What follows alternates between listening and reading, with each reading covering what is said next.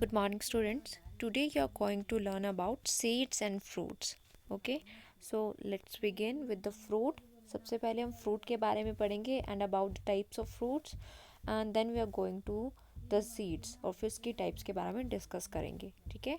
So first of all what is fruit. It is very difficult to define a fruit. अगर हम common language में बात करें, a fruit may be defined as an edible product of the entire gynoecium and the any floral part. ठीक है. जो sweet होंगे, juicy होंगे, फ्लैशी होंगे, that encloses the seed is called fruit. ठीक है. उनको हम जनरली कॉमन लैंग्वेज में फ्रूट बोल देते हैं, but they are divided into two categories. ठीक है. टू और वेरियस कैटेगरीज. जो टू मेन कैटेगरीज हैं वो हैं ट्रू फ्रूट्स और फॉल्स फ्रूट. ठीक है. जो फ्रूट होता है that is the part of the ovary. ठीक है. ओवरी जो है वो डेवलप होके फ्रूट की फॉर्मेशन करेगी और ओव्यूल जो हैं, ठीक है, वो फॉर्मेशन करेंगे सीड की. ठीक है. सो यहाँ पे अगर हम स्ट्रक्चर देखें, ठीक है, सो ये जो है वो ओवरी है, आउटर पार्ट. ओके. और जो ये इनर पार्ट है जिसमें कुछ ओव्यूल्स प्रेजेंट हैं वो क्या करेंगे, सीड की फॉर्मेशन करेंगे. सो पहले ओवरी की बात कर लेते हैं, मीन्स फ्रूट की बात कर लेते हैं. So those fruit which develop from the ovary, ठीक है, उनको हम बोल देते हैं true fruit. Okay. So they are form from the ovary like mango, okay, banana, tomato, grapes, cucumber. जितने भी टाइप्स हैं, मैक्सिमम टाइप्स हैं, वो ट्रू फ्रूट्स के अंदर आते हैं. जो फॉल्स फ्रूट्स हैं, फॉल्स फ्रूट्स क्या होंगे, या सूडो कार्प फ्रूट्स. ठीक है. Pseudocarp fruit, another name for false fruit. और ट्रू फ्रूट को यू कार्प फ्रूट्स भी बोल देते हैं. ठीक है. Eu means true. ठीक है. Pseudo means false, false fruits. तो जो ओवरी से डेवलप नहीं होंगे ऐसे फ्रूट्स को हम फॉल्स फ्रूट्स बोल देते हैं, लाइक इन एप्पल और स्ट्रॉबेरी. इनमें क्या होता है, जो पार्ट है फ्रूट का, ठीक है, जो पार्ट है फ्रूट का वो ओवरी से अराइज नहीं हुआ है. ठीक है. वो किससे अराइज हुआ है, वो थैलामस से अराइज हुआ है. ठीक है. जो ये फ्लैशी पार्ट है, ठीक है, ये जो फ्लैशी पार्ट होता है वो थैलामस से अराइज हुआ है. ठीक है. और जबकि और फ्रूट में जो ये पार्ट है वो ओवरी से अराइज हुआ होता है. ठीक है. Other one is parthenocarpic fruit. ठीक है. पार्थिनोकार्पिक फ्रूट क्या होते हैं, ऐसे फ्रूट्स जो कि विदाउट फर्टिलाइजेशन डेवलप होते हैं. ठीक है. वैसे तो मैक्सिमम फ्रूट्स जो हैं वो फर्टिलाइजेशन का ही प्रोसेस है. ठीक है. फर्टिलाइजेशन होगी तब जाके वो डेवलप होंगे, बट कुछ फ्रूट्स होते हैं जो कि विदाउट फर्टिलाइजेशन उनकी फॉर्मेशन होती है. That fruit are called parthenocarpic fruits. ठीक है. Other one fruit is dry fruit. So when three layers of pericarp is not differentiated into endo, meso and epicarp. यहाँ पे जब हम फ्रूट का स्ट्रक्चर देख रहे हैं, ठीक है, जो फ्रूट का स्ट्रक्चर देख रहे हैं यहाँ पे आपको सीड दिखाई दे रहा है, in between seed is there. ठीक है. और जो ये फ्लैशी पार्ट है, ठीक है, जो आउटर कवरिंग है, इसको बोल देते हैं पेरिकार्प. ठीक है. ये पूरा का पूरा स्ट्रक्चर जो है वो पेरिकार्प है. बट अगर हम पेरिकार्प को भी अगर डिटेल में देखें, ठीक है, डिफ्रेंशिएट हुई हैं ये तीन लेयर्स में. That is endocarp, mesocarp. Mesocarp is fleshy, और एक्सोकार्प या फिर बोल देते हैं एपिकार्प. ठीक है. एपिकार्प. सबसे आउटर वन एपिकार्प है. ओके. मिडल वन मीजोकार्प है, और जिसने सीड को कवर किया हुआ है दैट लेयर इज़ एंडोकार्प. ठीक है. सो ड्राई फ्रूट्स में ये तीनों लेयर जो है वो डिफ्रेंशिएटेड नहीं है. ठीक है. पेरिकार्प की, ठीक है, ये पेरिकार्प की डिवाइडेशन है आगे. The whole covering is called pericarp, और पेरिकार्प जो है आगे थ्री टाइप्स में डिवाइड हुआ है. तो ड्राई फ्रूट्स में जो तीन लेयर्स हैं पेरिकार्प की, वो डिफ्रेंशिएट नहीं है properly. Okay. So these are the dry fruits. और फ्लैशी फ्रूट्स में क्या होगा, ये जो थ्री लेयर्स हैं, the fruit have one thing fleshy pericarp which is distinguishable into three parts: the outer epicarp, middle mesocarp and the inner endocarp. ठीक है. जो फ्लैशी फ्रूट्स होंगे वो सकुलेंट्स होंगे, और ड्राई फ्रूट्स तो नेम ही सजेस्ट कर रहा है कि ये फ्लैशी या फिर सकुलेंट फ्रूट्स नहीं होंगे. Okay. So another thing is dry और simple fruits, we can say that they are divided into dehiscent fruits and indehiscent fruits. ठीक है. सो इनडेसेंट फ्रूट्स में क्या आएंगे, इनडेसेंट फ्रूट्स में आएंगे कैरियोप्सिस, मोस्ट इम्पॉर्टेंट. ठीक है. कैरियोप्सिस. कैरियोप्सिस क्या है? In which the pericarp is fused with the seed coat, ठीक है, जो पेरिकार्प है वो फ्यूज हो गई है सीड कोट के साथ, ठीक है, so that structure is called caryopsis, और ये होता है ग्रेन्स में प्रेजेंट। वीट आप इसका एग्जांपल दे सकते हो, ग्रेन में, वीट में इस टाइप की फ्रूट्स प्रेजेंट होते हैं, ठीक है, जिसमें जिनका सीड कोट है और पेरिकार्प है वो डिफ्रेंशिएटेड नहीं है, फ्यूज हो गए हैं, ठीक है, दोनों आपस में। Okay, the seed completely fills the chamber, so that is the caryopsis. Another is nut, ठीक है, nuts, so a large indehiscent one seeded fruit, ठीक है, जिसमें क्या होगा, there the fruit wall become hard, जो nuts होते हैं आपको पता है, ठीक है, उसमें क्या होगा, कैश्यू नट लाइक, उसमें क्या होता है, फ्रूट वॉल जो है इट बिकम हार्ड, स्टोनी भी हो सकती है, वुडी भी हो सकती है, when it reach to the maturity, maturity में जो जिनका फ्रूट वॉल होगी वो काफ़ी हार्ड हो जाएगी। एग्जाम्पल है चेस्टनट, लीचीज़ का एग्जाम्पल है कैश्यू नट, ठीक है, ये सारे के सारे ड्राई फ्रूट्स के एग्जाम्पल हैं। डिसेंट फ्रूट्स की बात करते हैं, इनमें आ जाते हैं लेग्यूम्स, ठीक है, लेग्यूम्स में जो है आपके एग्जाम्पल क्या आ जाएगा, पी, ठीक है, और दूसरा एग्जाम्पल है कैप्सूल, ठीक है, कैप्सूल में एग्जाम्पल आ जाएंगे poppy plants like datura, okay, poppy और datura plants. Next one is fleshy one, fleshy one में जो है, जो पेरिकार्प है it is differentiate into these three, endo, meso, exocarp या एपिकार्प में डिफरेंशिएट है प्रॉपरली, ठीक है, और ये जो है डिफरेंट पार्ट्स में ये भी आगे सब डिवाइडेड है, ठीक है, बेरीज में, और we can say that drupe, ठीक है, तो बेरी में आ जाती हैं, बेरीज में आ जाएगी जो एपिकार्प है बेरीज का, they generally become conspicuously coloured when ripe, coloured part हो जाता है बेरीज में, ठीक है, जो एपिकार्प है, एपिकार्प कौन है, एक्सोकार्प, जो बाहर की लेयर है वो क्या हो जाता है, कलर्ड हो जाता है व्हेन राइप, ठीक है। एग्जाम्पल आ जाएंगे बेरीज में टोमेटो, गावा, ग्रेप, ठीक है, पपाया, ये सारे के सारे जो है एग्जाम्पल वो बेरीज के एग्जाम्पल है, ठीक है। ड्रूप में क्या आएगा, ड्रूप में आएंगे ऐसे फ्रूट्स आएंगे जिनमें जो पेरिकार्प है it is differentiated into outer thin epicarp, ठीक है, which forms skin, middle flashy and fibrous, और मिजोकार्प होगी वो, ठीक है, मिडल वन जो होगी फ्लैशी फाइब्रस है, इनर वन जो है वो हार्ड होगी, स्टोनी होगी, ठीक है, विच प्रोटेक्ट्स द सीड। एग्जाम्पल है मैंगो में, मैंगो, कोकोनट, वॉलनट, ये सारे के सारे ड्रूप आएंगे, ठीक है, ड्रूप जो है वो इनका एग्जाम्पल है, ठीक है। आपसे पूछा जा सकता है कि ड्रूप जो है वो किसका फ्रूट है, ठीक है, एग्जाम आपको आ जाएंगे ऑप्शन में, मैंगो का है, पी का है, या वीट का है, ठीक है, या फिर ग्रेप्स का है, तो आपने मैंगो टिक लगाना है, ओके। सो आगे अब हम जो है किसकी बात करेंगे, अब हम बात करेंगे सीड की बात करेंगे। फ्रूट को हमने जो है उसकी कैटेगरीज जान ली, व्हाट इज़ सीड, तो यहाँ पे आप जब आप सीड देख रहे हो तो सीड में भी आपको कुछ कवरिंग देखने को मिल रही है। सीड में एक तो एंडोस्पर्म प्रेजेंट है, एम्ब्रियो प्रेजेंट है और सीड कोड प्रेजेंट है, ठीक है, तो यहाँ पे मैंने आपको इसकी डिवाइडेशन यहीं पे बता दी है। आगे हम इनके बारे में फर्दर जो है वो डिटेल में पढ़ेंगे। सो क्या एंडोस्पर्म है, एम्ब्रियो क्या है और सीड कोड क्या है। So first of all seed, the ovules after fertilization develops into the seed, ये मैंने आपको पहले ही बता दिया था। ओवरी फर्टिलाइजेशन के बाद फ्रूट बनाती है और ओव्यूल जो है वो किसकी फॉर्मेशन करते हैं, सीड की फॉर्मेशन करते हैं। Seed is made up of seed coat, ठीक है, and an embryo, seed coat से मिलके बना होता है और एम्ब्रियो की फॉर्मेशन होती है, ठीक है, एक सीड में, ओके। और जो सीड है, जो एम्ब्रियो है वो किससे मिलके बना होता है, ठीक है, वो हम आगे जो है नेक्स्ट स्लाइड में डिस्कस करेंगे। Here in this flow chart you can see that ovule जो है वो आफ्टर फर्टिलाइजेशन सीड की फॉर्मेशन कर रहा है और seed is made up of seed coat, embryo, ठीक है। अब हम एम्ब्रियो की बात करेंगे। जो एम्ब्रियो है वो एम्ब्रियोनल एक्सिस और कॉटिलिडन्स के साथ मिला हुआ है, ठीक है, एम्ब्रियोनल एक्सिस रेडिकल और कॉटिलिडन से मिलकर बना हुआ है क्या, एम्ब्रियो, ओके। और आगे फिर से सब डिवाइडेशन है, जो कॉटिलिडन्स है it is made up of one cotyledon और टू कॉटिलिडन, ठीक है। अगर वन नंबर होगा means monocots, mono means single, when there is one cotyledon they are called monocots and when there are two cotyledons they are called dicots, ठीक है। Wheat मेज में इस टाइप के जो है मोनोकोट्स प्रेजेंट होते हैं, ठीक है, और डायकोट्स जो हैं 2 कोटिलेडन्स ग्राम्स ऑफ पी में प्रेजेंट होते हैं।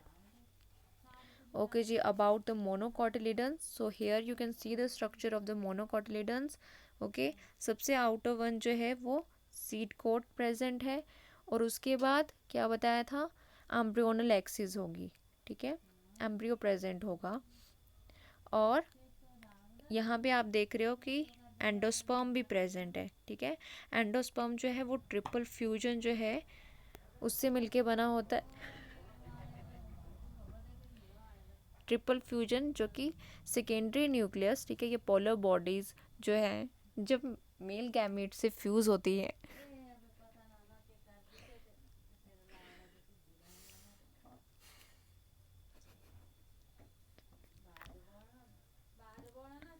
जब मेल गैमेट का फ्यूजन होता है सेकेंडरी न्यूक्लियस के साथ, उसके बाद जो है ट्रिपल फ्यूजन जो है वो होता है, दैट इज़ 3n स्ट्रक्चर, ठीक है, और उस स्ट्रक्चर को बोलते हैं एंडोस्पर्म, ठीक है।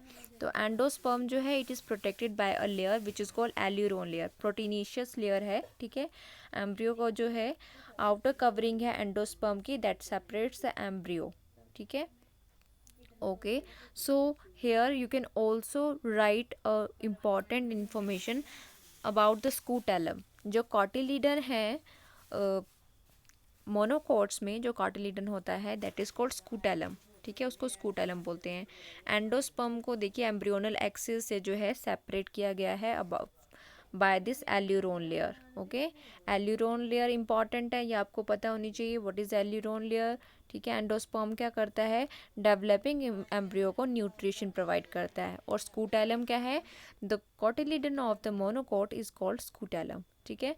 अब यहाँ पे आप जब यहाँ पे प्लूम्यूल स्ट्रक्चर पढ़ रहे हो और यहाँ पे रेडिकल स्ट्रक्चर पढ़ रहे हो, ठीक है, जब हमने रूट स्टार्ट की थी तो रूट में मैंने आपको 2 स्ट्रक्चर बताए थे, ठीक है, मैंने इस तरह का आपको स्ट्रक्चर ड्रॉ किया था, एंड मैंने बोला था ये जो अपर वन रीजन है this is plumule and the lower one region is radicle. जो रूट्स हैं वो रेडिकल रीजन से अराइज करती हैं, शूट जो है वो प्लूम्यूल से अराइज करता है। सो ये वो वाले प्लूम्यूल और रेडिकल हैं, जो कि प्लूम्यूल जो है शूट अराइज करेगा, और रेडिकल जो है रूट्स जो हैं वो अराइज करेगा, ठीक है। So here you also see that there are 2 more structure, बाकी तो हमने पढ़ लिए, बट एक ये स्ट्रक्चर और एक ये स्ट्रक्चर, ये क्या है, कॉलियोटाइल एंड कॉलियोराइजा। प्लूम्यूल को प्रोटेक्ट करने के लिए there is a layer which is called coleoptile, and for the protection of the radicle there is coleorhiza, ठीक है। So this one is the structure of monocot, बहुत important है, ठीक है। सीड कोट है सबसे बाहर, ठीक है, उसके अंदर जो है एल्यूरोन लेयर है जो कि प्रोटेक्ट करती है एंडोस्पर्म को, डिफ्रेंशिएट करती है एम्ब्रियो को फ्रॉम द एंडोस्पर्म, ठीक है। उसके बाद जो कॉटिलीडन है मोनोकोट्स का, उसको बोलते हैं स्कूटेलम, ठीक है। देयर इज़ प्लूम्यूल रीजन जहाँ से शूट अराइज करेगी, और रेडिकल रीजन जहाँ से रूट अराइज करेगी, and these both are protected by the colloidal collyriza respectively। okay, next चलते हैं। ओके जी, हमने ये सब कुछ चीज़ें जो है वो डिस्कस कर ली है, ठीक है। स्कूटेलम के बारे में डिस्कस कर लिया, प्लूम्यूल रेडिकल के बारे में डिस्कस कर लिया है, कोलियोटाइल और कोलियोराइजा के बारे में डिस्कस कर लिया है, ठीक है। एक चीज़ आपको यहाँ बतानी थी प्रीवियस स्लाइड में, दैट मोनोकोटिलीडन सीड्स, ठीक है, मोनोकोट्स जो हैं they may be endospermic, they may be non endospermic, ठीक है, they are of 2 type, endospermic, non endospermic. Maximum monocots जो है वो एंडोस्पर्मिक होते हैं, but some of the orchids they are endospermic in nature। okay,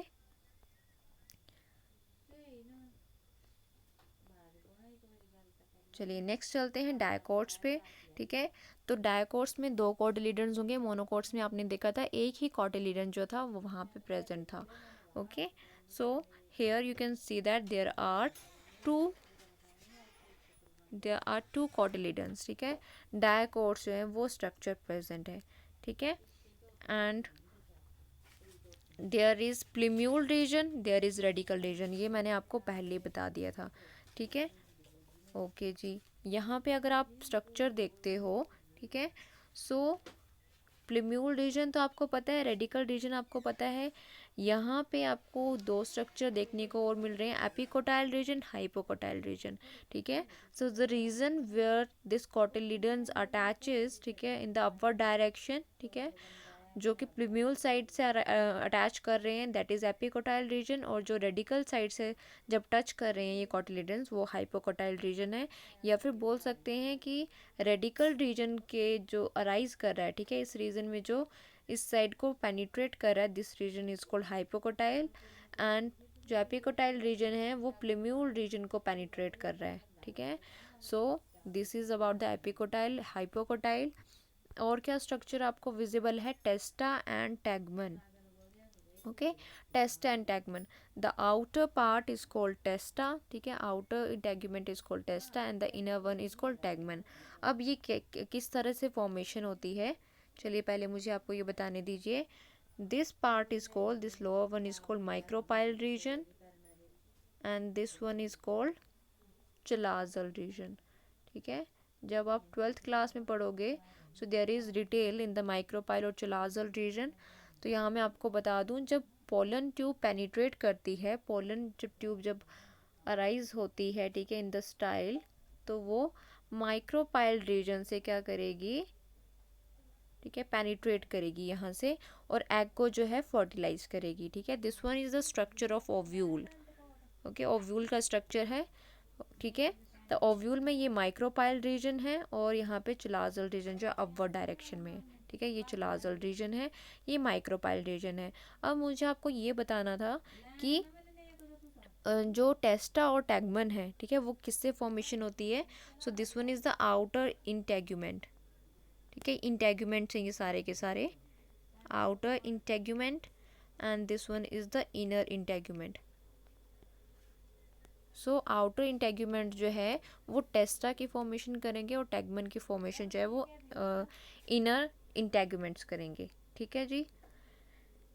अब आ जाती है बारी, यहाँ पे एक और स्ट्रक्चर आपको देखने को मिल रहा है, ये आ गया माइक्रोपाइल रीजन, और यहाँ पे एक हाइलम रीजन प्रेजेंट है, ठीक है। The hilum is a scar on the seed coat through which the developing seed were attach to the fruit. यहाँ से जो फ्रूट है वो अटैच रहता है, ठीक है। जब आप पी का स्ट्रक्चर देखते हो, ठीक है, सो देयर इज हाइलम, ठीक है, जो क्या करता है, which the developing seeds were attach to the fruit, और फ्रूट जो है आपका, ठीक है, वो क्या करता है, इस हाइलम के थ्रू कनेक्टेड रहता है, okay. Next is dicot seed के बारे में पढ़ रहे थे, तो एम्ब्रियोनल एक्सिस आपको पता चल गई, जो प्लूम्यूल और रेडिकल रीजन है, ठीक है। The cotyledons are often fleshy and full of reserve food material, and at the two ends of the embryonal axis are present radicle and plumule, ये हमें पता चल गया। In some seeds such as the castor, the endosperm formed as the result of double fertilization is a food storing tissue and called endospermic seeds, ठीक है। Endosperm जो है वो एक फूड स्टोरिंग टिश्यू है, ठीक है, डेवलपिंग एम्ब्रियो को फूड प्रोवाइड करवाता है, ठीक है। और डाइकोट सीड्स भी दो तरह के होते हैं, एंडोस्पर्मिक और नॉन एंडोस्पर्मिक, जैसे कि हमने मोनोकोट्स में पढ़ा था। तो कैस्टर जो है वो एंडोस्पर्मिक का एग्जाम्पल है, and beans, gram and peas जो है वो किसका एग्जाम्पल है, नॉन एंडोस्पर्म्स का एग्जाम्पल है, ठीक है। So this one is about the monocots and dicots. Next is about the seed dormancy. अब क्या करेगा भाई, हमने बता दिया कि सीड जो है वो प्रेजेंट है, और वो मोनोकोट भी हो सकता है, वो डायकोट भी हो सकता है। अब सीड जर्मिनेट करेगा इन द सॉइल, और क्या करेगा, प्लांट की फॉर्मेशन करेगा, ठीक है। बट अगर उसको फेवरेबल कंडीशन मिल रही है तभी वो ग्रो करेगा, अगर उसको फेवरेबल कंडीशंस नहीं मिल रही है तब वो ग्रो नहीं करेगा। क्यों नहीं ग्रो करेगा, तो सबसे पहले फेवरेबल कंडीशंस देख लेते हैं कि जब किसी सीड को फेवरेबल कंडीशंस मिल रही है, like water, light, temperature, gases, mechanical restrictions, seed coats, ठीक है, hormonal structure, then the seed germinate and grow, ठीक है। ये जितने भी फैक्टर्स हैं, water, light, temperature, air, moisture, जितना भी सब कुछ है, वो सारे के सारे अगर प्रेजेंट हैं, ठीक है, तब जो सीड है वो क्या करेगा, जर्मिनेट करेगा और ग्रो करेगा। सो जो वाटर, लाइट, टेम्परेचर और गैसेस जो भी हैं, ये सारे आएंगे आउटर, ठीक है, आउट ऑफ फैक्टर में, और we can say that external factors, ठीक है। अगर एक्सटर्नल फैक्टर्स फेवरेबल हैं तभी वो ग्रो करेगा। साथ में इंटरनल फैक्टर्स, ठीक है, हार्मोन स्ट्रक्चर जो है, हार्मोन रेगुलेटर जो हैं वो आ जाएंगे इंटरनल में, ठीक है। तो आउटर प्लस इंटरनल फैक्टर जो हैं, अगर दोनों के दोनों फेवरेबल कंडीशन है, दोनों के दोनों जो है सही प्रपोर्शन में है, तो सीड जर्मिनेट करेगा। तो सीड को लगेगा कि वो जो है वो सेफ़ है, उससे जो है वही इन्वायरमेंट मिल रहा है जो उसको चाहिए था, तभी सीड जर्मिनेट करेगा या ग्रो करेगा।